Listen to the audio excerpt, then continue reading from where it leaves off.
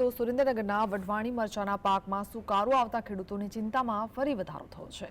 ખેડૂતોએ મોંઘા બિયારણ, ખાતર અને મજૂરી ખર્ચ કરી મરચીનું વાવેતર કર્યું, પણ ઉત્પાદન સમયે જ રોગ આવતા અચાનક વઢવાણી મરચાના છોડ સુકાવા લાગ્યા છે। ત્યારે મરચાના ઉત્પાદનમાં ઘટાડાના પગલે ભાવમાં પણ વધારો જોવા મળ્યો છે। જમીનમાં આપણે 3 વીઘાની મરચી વાવેલી હતી। એમાં ધારો કે 1 વીઘે તો આપણે 15,000નો ખર્ચો હતો, બરોબર। 3.5 વીઘા એટલે 50,000નો ખર્ચો કરેલો હતો।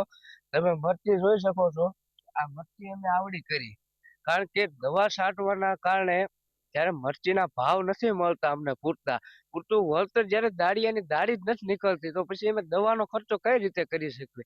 કારણ કે હવે આમાં ખર્ચો કરીને તો હવે આમાં કાળા વાદળ જેવું જ દેખાય છે। આ 4-5 વીઘાની મરચી વાવી છે। તો હવે આ મરચીની અંદર અત્યારે મરચી હાવ એટલે હાવ ફેલ થઈ ગઈ છે, બરાબર। આ રોગ એવો આવી ગયો છે અને આમાં અમે ખૂબ નુકસાનમાં જ આવી એવું છે। આ મરચીમાં આવા મરચા થઈ ગયા ઝીણા ઝીણા।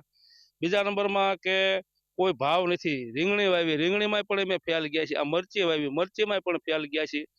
તો ખેડૂતોને જે કાંઈ થોડી જાજી મરચી થાય એમાં ભાવ, રીંગણાના ભાવમાં, મરચીના ભાવમાં, કોઈ ટમાટાના ભાવમાં પ્રોત્સાહન મળે એવી મારી સરકારને નમ્ર વિનંતી છે।